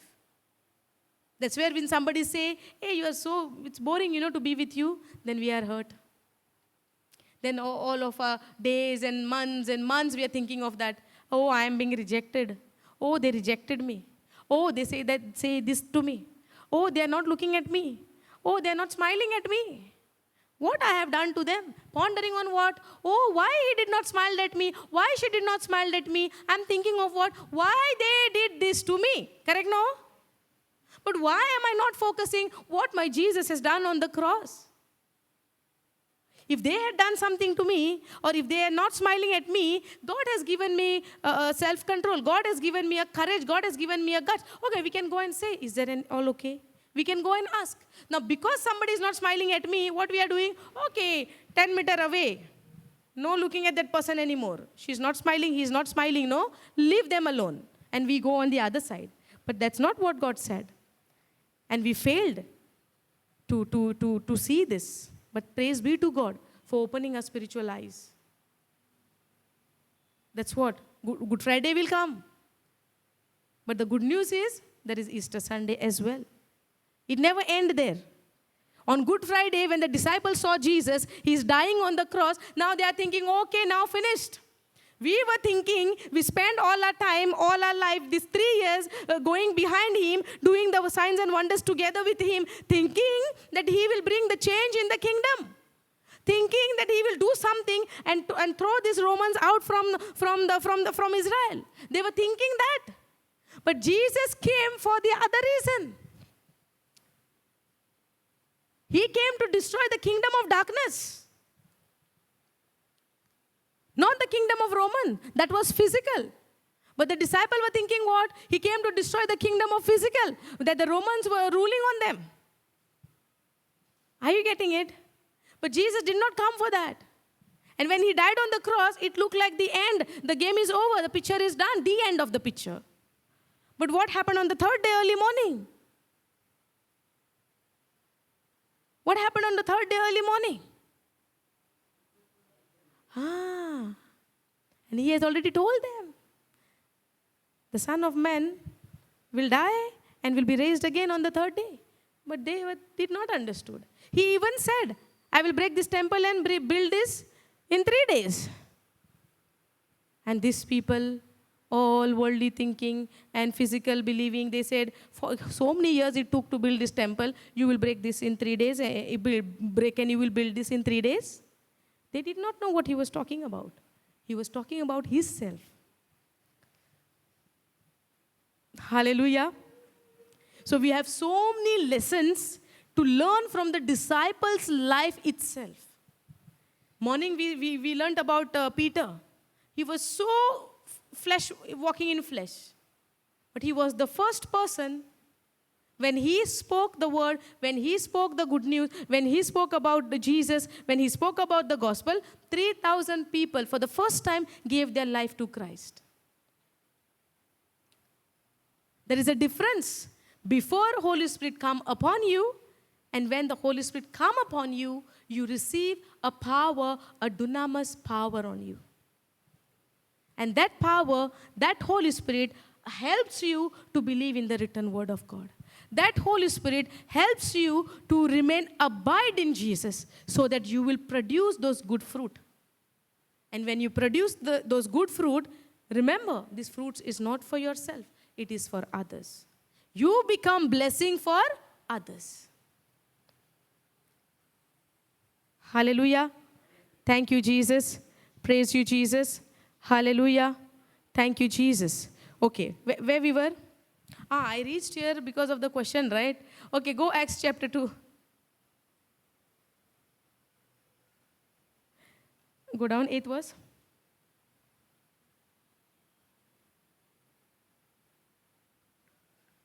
Okay. Now, when they were filled with the Holy Spirit, they began to speak in tongues. When the Holy Spirit come upon you, the sign is, the evidence is, you speak in tongues. Now, there is another question. When somebody speaks in tongues, they are possessed by the evil spirit. For example, we are praying in tongues. And somebody is coming to the church. And they hear you, Shishala, Rabba, Baba, Naka, Naka, Nakurana, Papa. What will happen? What will happen? Let's go. Well, let's run away from here. She is speaking something else. Or he is speaking something else. Yes or no? Will it happen? When I got introduced for the tongues, I said, what is this? Not understanding. And why God is telling to speak in this different language? He doesn't understand English. He doesn't understand Konkani. He doesn't understand Hindi. If he doesn't understand Hindi, then why he created these languages? Correct, no? But when the Holy Spirit comes upon you, you begin to speak in different languages. That is the sign. The Holy Spirit is upon you. The world will come with a different philosophy, what they have about the Holy Spirit, about the praying tongues. They will come with a different language. They will also come with a different scripture, which is going, against each other. They will show you some scriptures as well, where you don't have to. It is said in the book of Corinthians 1:14. It says there are tongues where you pray in tongues, you edify yourself, and there are tongues when you pray, when you speak in tongues, somebody will prophesy this, somebody will explain about this. That is also there. But first we need to begin to pray in tongues to edify ourselves. Yes or no? If I don't edify myself, how will I grow? Correct, no? So praying in tongues did not came from somewhere else. It is there in the written word of God. It is there in the Bible. Are you understanding? It's not from somewhere else. When I say the Holy Spirit is upon me, I began to speak in tongues. When small baby also, when before baby starts speaking, baby will not say no. But when the baby is saying something like that, baby says, the mother understands. No? But father understand? Fathers also understand. Huh? If mother is not around, yeah. Hey, he's correct. Very much correct. Really.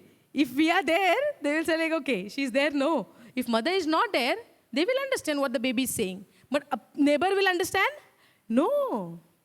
So when I pray in tongues, my Father in heaven has also given me a love language. And that is called a pray in tongues. That is not it will be strange to the world. This language will be very strange to the world because no man understand this. Okay, put that 1 Corinthians 14. First you put 2.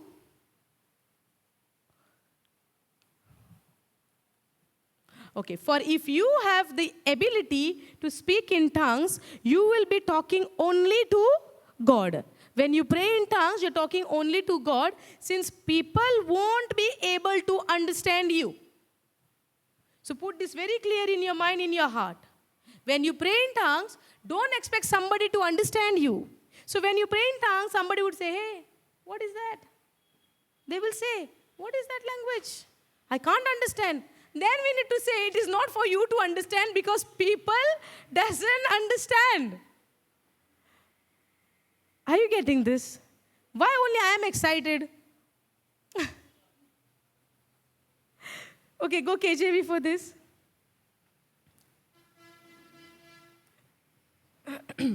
For he that speak in an unknown tongue. Is it a known tongues? Is it a known tongues? So can I say like, oh, I don't understand this, then why do I have to speak it? Does it make sense? Because it is called only unknown tongue. It is not a known tongue, it is unknown. So when somebody comes and tells me, why you are praying in tongues, it is unknown. It is meant to be unknown. No, because I can't understand what you are saying. Why you have to understand? It is not meant for people to understand. It is only for God to understand. Yes or no? The evidence is there. So will I confuse myself based on what people are giving their opinion, or I will believe what the written word of God is saying? I will do the action corresponding to the message, what the word of God is telling. This is a message God is giving me, and my action will correspond to the message what I read. If it is an unknown tongue, I do not have to understand this. This is not made for me to understand. This is not made for people to understand, because my God understands this. For he that speak in an unknown tongue, speak not unto men, but unto God. For no man understand him. Hallelujah. Hallelujah. No man understand you when you are praying in tongues. So let's not keep any expectation that somebody when comes and tells you, oh, this is not a tongue, this is not a language, this is something evil. No. Let's not fall for that. Let's believe what the word of God says. Because the devil will make his best, will try his best to stop you in praying in tongues. And you know why? He comes with a big logic to prove that praying in tongue is not right. He will come with a big logic.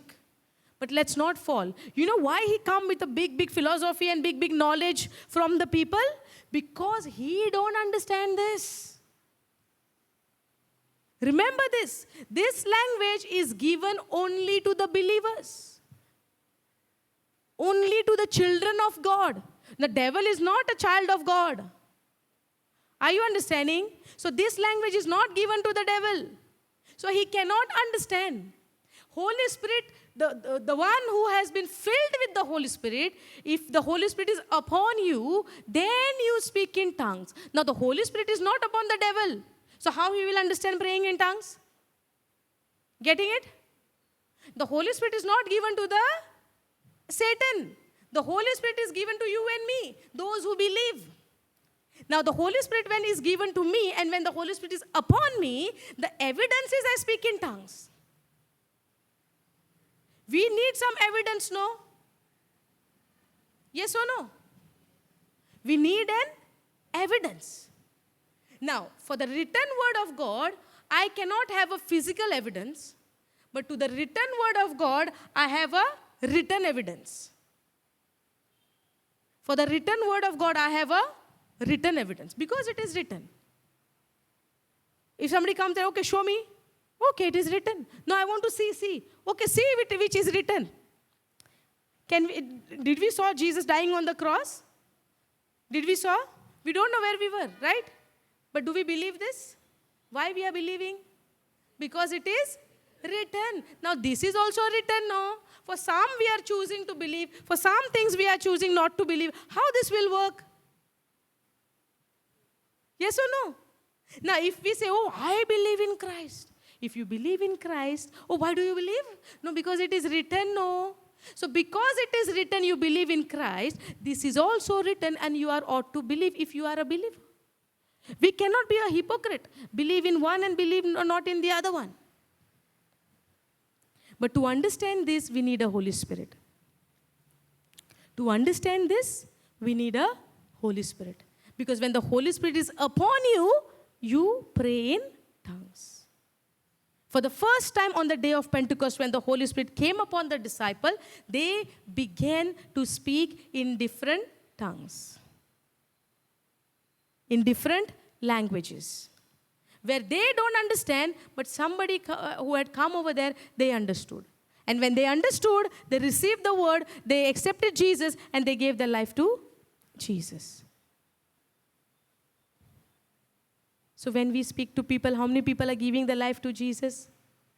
Is it the people problem or is it my problem? How I speak, how I preach, what I do, what I speak, how I say, how I put it out.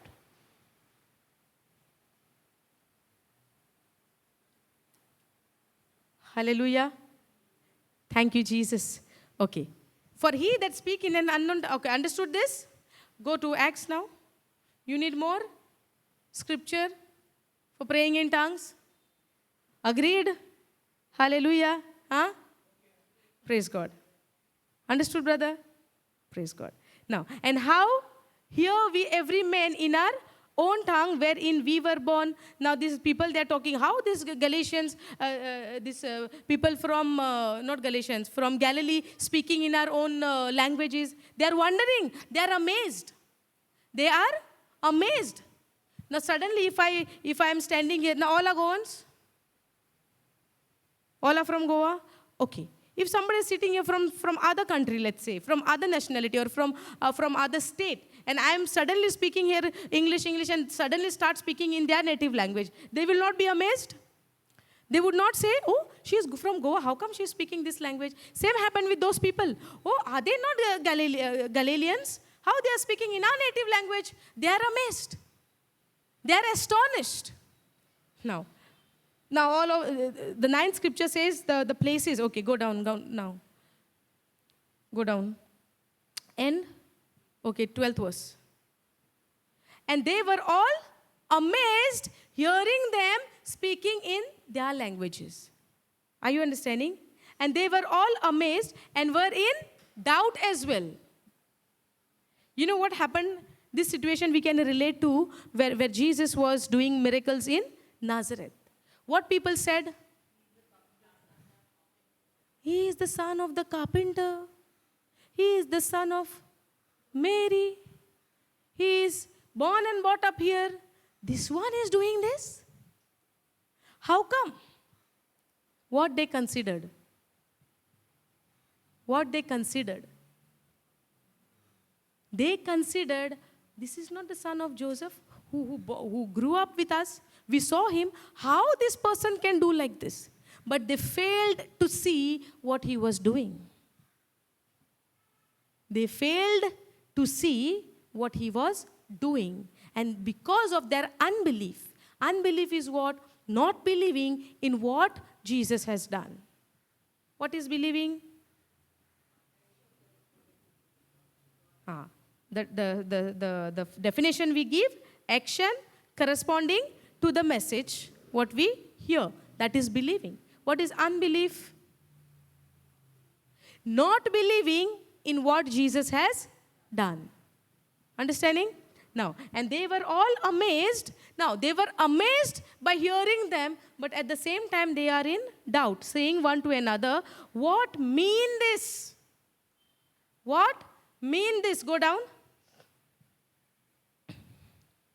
Others mocking said, "These men are full of new wine," meaning they are drunk. They are drunk. They are mocking and accusing them and assuming that they are drunk. Even if they are drunk, how they are speaking in their languages? Does it make sense if they are blaming them for this? Yes or no? It doesn't make sense because they are speaking their languages. First of all, they are astonished. Then they are coming into doubt. And now they are saying, by mocking them and saying, they are drunk. Go down. Look at this Peter. Go down. But, Peter standing up with the 11. Who stood up? Peter. Morning what we were speaking about Peter? He was scared.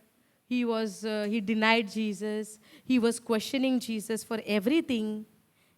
If you are the master, if you are the Messiah, make me come to you. Is this not a question on Jesus? If what Satan said to Jesus, if you are the Son of God, may it turn this stone into bread. Peter, what he said? If you are the Lord, make me to come to you. And Jesus said, come. Step out. But believing in Jesus, he stepped out. Believing in Jesus, he stepped out. Now that same Peter is standing up with the 11, lifted up his voice. When Jesus was arrested, and when they said, "Are you not the one who was with this Jesus?" What did he say? No. To the people whom he was scared, now he's standing in front of that same people. And how does this transformation took place? Because of the power which they received, which came from above with the power of the Holy Spirit. Now you understanding? When the power is upon us, we are not the same. We become bold like Peter. If I don't see the boldness in my life, I need to check and do the corrections in my life where I did not understand the word. Are you understanding? Because when the power comes upon you, you become bold. You are not the same. You go inside as a fearful man, but when you are baptized in the Holy Spirit, you come out as a different person with that power which is called the dunamis power. Are you getting it? Hallelujah. Thank you, Jesus. I believe that you all are getting this. Hallelujah. But Peter, standing up with the 11, lifted up his voice and said unto them, "You men of Judea and all you that dwell at Jerusalem, be this known unto you, and hearken to my words." Look how he's grabbing the attention. Hearken to my word. Listen to me what I'm about to say now. Listen to me. The same Peter. What we learn over here, we might fall. We might fail. We might do something wrong. We might go against the word of God. But when we realize, when we repent, this power takes over. This power takes over. I'm not saying nobody will fall. Even Jesus, when he breathed on them, when he said the Holy Spirit dwells with you, in you, that did not transform their life from outside. What transformed their life from outside is the Holy Spirit upon them when they were baptized in the Holy Spirit and they were filled with the power which came from above. And that power is the dunamis power which has the power to raise the dead even. Are you understanding? This power is in you and me. The difference is we have not understood this power. It is like I'm having a bank balance in my account fully, and because I don't know that it is deposited by Jesus or by somebody, my account is full. Now because I'm thinking I don't have anything, I'm living in the poverty. I don't know what money is there, what there is cash in my account, I don't know. But the day I comes to know, will I live my life as a beggar? Will I live my life as a poor? No, because now I know what is there in my account. But unless and until if I don't know what is there in my account, I will live like a poor. I will live like a beggar. I will live like a miserable man. That does not mean there is nothing in my account. Somebody came and deposited something in my account and made it full of blessing. But because I have no knowledge that what is there in my account, I am living my life as a miserable man, as a beggar, as a poor. Example I'm giving, okay? When I have no knowledge. But the day I come to know through the written word of God that what is there in my account, what is my inheritance, what is my blessing, how is my healing, everything which is there in my account, the day I come to know through the written word of God, do you think we will live like the same old life? Or my life will never ever be the same? Yes or no?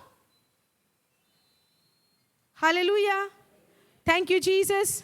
Praise you, Jesus. Hallelujah. Hallelujah. Do you have any question on this? Are you understanding? If you are not understanding, please ask a question.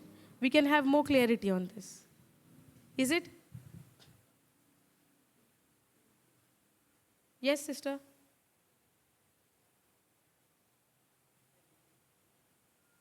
Hallelujah. Thank you, Jesus. Okay. Now, what he's telling, be this known unto you and hearken to my words. The Peter became bold. Peter became bold now, not because he becomes strong by his own strength. Now he is filled with the Holy Spirit. The Spirit of the Lord is upon Peter. Now you saw the difference? When the Holy Spirit is upon you, you begin to speak in tongues. You become bold. You would be a very fearful person. You would be very shy person. You would be very scared person. You would be very irritative person. But the day Holy Spirit come upon you, you become bold. Your life will never ever be the same. You will see the drastic change on you. But that will happen only when you renew your mind. Now, it began on that day. It started on that day. That day is the day of Pentecost where the Holy Spirit came on earth. Are you understanding? That day is the day where the Holy Spirit came on earth. Now, how many years Jesus lived in this planet earth? Physically? 33. You know how many years it became the ministry of the Holy Spirit? 2023 years now the Holy Spirit is living in this earth. In you and me. Hallelujah. Thank you, Jesus. Now, hearken to my words. Go down. For these are not drunken as you suppose. These people are not drunk how you are thinking, how you are assuming. Are you getting it? Seeing it, it is but the third hour of the day. But this is that which was spoken by the prophet Joel. Go down. And it shall come to pass in the last days, say God, I will pour out my spirit upon all flesh. It was prophesied in the book of Joel. And they might be meditating on that verse. They might be meditating on that scripture. Because they said, no, they were in one accord and they were praying in the upper room. And suddenly there came a sound like a rushing mighty wind and filled the place. And they were all filled with the Holy Spirit and they were filled with the power. Are you understanding? Now, and it shall come to pass in the last days, says God, upon all flesh, and your sons and your daughters shall prophesy, and your young men shall see visions, and your old men shall dream dreams. Go down. And on my servants and on my handmaidens I will pour out in those days of my spirit, and they shall prophesy. And I will show wonders in heaven above and signs in the earth beneath, blood and fire and vapor of smoke. The sun shall be turned into darkness and the moon into blood before that great and notable day of the Lord come, the coming of the Christ. And it shall come to pass that whosoever shall call on the name of the Lord shall be saved. When you call on the name of the Lord Jesus, you shall be saved. You men of Israel. See, so much he spoke. That is the whole chapter he is speaking. You see, so much he spoke when he was filled with the Holy Spirit. When the Holy Spirit is come upon him, that exactly will happen to us. When we are filled with the Holy Spirit, when the Holy Spirit is upon us, are we distracted for anything? Are we focusing on what the word is saying? Because what I receive, that much my mind will be renewed. Are you understanding? Because there is nothing in this world can transform my life except the word of God. I need to take account in a day what I'm speaking, in a day what I'm doing. I'm allowing my flesh to take control of my life, or I'm led by the Holy Spirit. Because there will be no choice, no chance in the last time. Because when Jesus comes, that will be the day of judgment. And I don't even have an excuse to say, give me a second. Let me understand. No way. This is the time of mercy for you and me. To change our life. To repent. Are you understanding? If I'm not rooted in the Word of God, I am distracted in this world. I'm more curious to know what is happening in other people's life. If I'm distracted, I want to know what is happening in other people's life. And I don't bother where I need to do corrections in my life. This word is for each one of us. I cannot even say, oh, that is for them, that teaching is for her, that teaching is for her. No. It's for all of us to do the corrections. Otherwise, I might come, I might sit, I might make time pass and go and receive nothing. Because we need to give account of every single second to the Lord.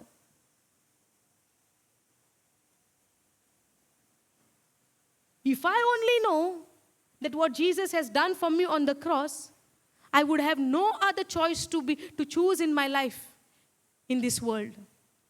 I will never leave Jesus. The day I realized and I began to know that what exactly happened on the cross and why he went through this, I would never leave him. I would never leave him. Because first he promised that I will never leave you, I will never forsake you. You are mine. I will not. In any way, I will not leave you. But when I understand why he said that, when I understand what he went through on the cross and for what reason, he has no sin in him. He has not have any deceit in his mouth, any lie in his mouth. But he died on that cross, taking that penalty which I was supposed to pay, which I and you were supposed to pay. The anger of God was on you and me because of our wrongdoing, because of that sin nature, because of what we has done in the beginning. And because of that Adam's sin nature, I was also born with that nature, with that virus. To set me free from this, from the law of sin and death, he died on the cross so that I could live a righteous life. By knowing this truth, still I choose to go and live like a sinner, that is with my own choice. God never hold us anybody tight. He has given us the Spirit. That's why it says, when the Holy Spirit also came upon Peter, came upon the disciple, when the Holy Spirit came upon them, it does not say Holy Spirit opened their mouth and they began to speak in tongues. No. The Holy Spirit came upon them and they began to speak in tongues. It means even the Holy Spirit, when comes upon you, I have to take a decision to open my mouth and begin to speak in tongues. That's where the Holy Spirit comes and takes over. Because Holy Spirit is not a demonic spirit who comes and forcefully possesses us, forcefully allow us to do something. When the demonic spirit is upon us, what do? The spirit forcefully let us to do something, right? God's spirit is not like that. God's spirit is by my own will. If I allow and if I take a decision, okay, now I believe. The scripture says the Holy Spirit is upon me because it came on the day of Pentecost. Now I believe. Now I believe. And now my action will correspond. When I read this, okay, when the Holy Spirit came, they began to speak in tongues. So this is the truth, right? So now the Holy Spirit is upon me. I'm filled with His power. Shishala rababa naka naka nakura na papa shishelere. I will open my mouth. And the Holy Spirit immediately gives the utterance, gives the spoken word. But I have to open my mouth. Many times we are thinking, if I'm filled with the Holy Spirit, automatically things will come. No. Understand. It will not happen automatically. I have to decide. Jesus never told Abraham, you take this address and go to this place. I have made a big bungalow for you. You go there. God never said that. God said, leave your father's house and go to a place where I will show you. What is the meaning of will? Future. You step out. When he take that step, faith step, when he step out by faith, that's where God will show him. Because now God has seen the faith step.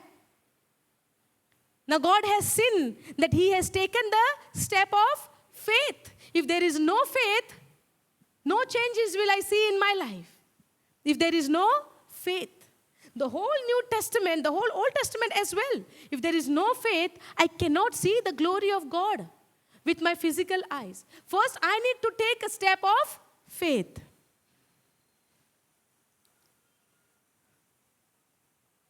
Hallelujah. Are you understanding? So it comes by my decision. It comes by my decision. I cannot sit idle and say, the scripture says, right, when the Holy Spirit came upon them, they began to speak in tongues. Holy Spirit comes, then he will come and he will open my mouth. So I'm waiting. Years went. Years and months and days went. I'm waiting for Holy Spirit to come and open my mouth and I will speak in tongues. That's not happened on the Pentecost day. The truth is, when the Holy Spirit came upon them, they began to speak in tongues. They opened their mouth. They took a decision. And after that, he became bold. He stood up in front of the multitude. And we get the number, even they said 3,000 people got saved. So imagine in what kind of crowd was there. And Peter stood in front of them. Because Jesus has promised him, you are a rock and I will build my church on you. God is always faithful to his promises. And the Bible says Peter was the first person to say the word, you are the Christ. He is the one who said it first. Hallelujah. But outer picture looks like, he is always in unbelief. He is not believing. He denied Jesus. He walked halfway on the water and then he doubted on Jesus. We see him in that way. But now we see the other side of Peter after the day of Pentecost, when he was filled with the Holy Spirit, because that is the power we see in the life of Peter. Hallelujah. Thank you, Jesus. Okay, we'll stop here now. We'll continue this after the break. Hallelujah. Anybody has any question? Yes, brother, you have anything to ask? Thank you, Jesus. Hallelujah. Anybody has anything to say? Okay. Anybody's coming here to do the closing prayer? Anyone?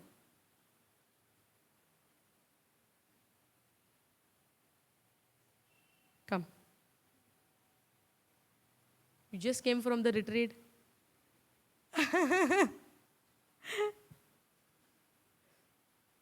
Hallelujah. Why you said no in the beginning? You are, see. What we have learned just now? What we have learned? What we have learned? Acts chapter. When the Holy Spirit comes upon us, what happens? We are filled with the Holy Spirit. So when we are filled with the Holy Spirit, we don't depend on our strength. We don't depend on our preparation. Because if we depend on our preparation, it means we are doing the things, no? Do you think I come here, I come prepared? I come actually prepared, but something else only happens. Every time. Believe me, the notes are there which I have brought. But I continued the same teaching which yesterday we preached, we learned. Really. So we don't have to prepare. We have to feed ourselves with the word of God. The rest, when the time comes, the Bible says he put the right words in our mouth. Hallelujah. Thank you, Jesus. Hallelujah. Thank you, Jesus. Thank you, Jesus, for this day. Thank you, Jesus, for the topic of the Holy Spirit. Lord Jesus, our life is like Peter. Lord Jesus, we also go into unbelief. Lord Jesus, but thank you for the Holy Spirit to be our provider, helper. That's all. Thank you, Jesus. Thank you, Jesus. Hallelujah. Thank you, Jesus. Peter was actually, it's not, we can't say like he was in the unbelief, but he had a question. How is that? He was a very, active, fast to react, fast to ask, fast to answer. He's very quick to know. When even Jesus was speaking about his death also, he said, no, I will not let you to do that. He takes him in the corner and he's saying, no, I will not let you to do that. Because he's we can't say it in like unbelief. But he, from his character, from his life, somewhere we are also like him, Because how is that? Why is that? And what is that? We have those things. But now the good news is what? When Jesus was crucified and resurrected, and when the Holy Spirit was given to us, when it came on the day of Pentecost, its total transformation happened. That is the power of the Holy Spirit. And the thing is, we can't believe because we don't see. I don't have to believe only when I see. I only have to believe when I see the written word. And that is called faith. Because I believe in something which I cannot see with my physical eyes, but I see because it is a written word of God. Hallelujah. Thank you, Jesus. Thank you, Holy Spirit. Peter's character was a beautiful character in the Bible, if you go to see. It's a beautiful character. Before the Lord, we are like in one way, but after the Lord, we are a different person. Like Peter, who is in the book of Acts, we see how he became. Hallelujah. Thank you, Jesus. Shall we all close eyes? Father, we thank you, we praise you for this wonderful teaching. Thank you, Holy Spirit. We thank you, we praise you for taking complete control of this teaching. We believe, Lord, that we might be having a lot of questions on your word, but thank you for answering us through your written word, showing us every evidence which is written in your word, O Lord. Thank you for confirming and proving it through your written word, the questions which we have, Lord. Thank you, Father. Thank you, Holy Spirit, for opening our heart, for opening our mind, for opening our spiritual eyes to see this truth. And it can be only possible through you, Lord. We believe, Lord, as you are with us now, you are with us forever, in every moment of our life. Thank you, Father. Thank you, Jesus. In Jesus' name we pray. Amen. Hallelujah. Thank you, Jesus. Okay.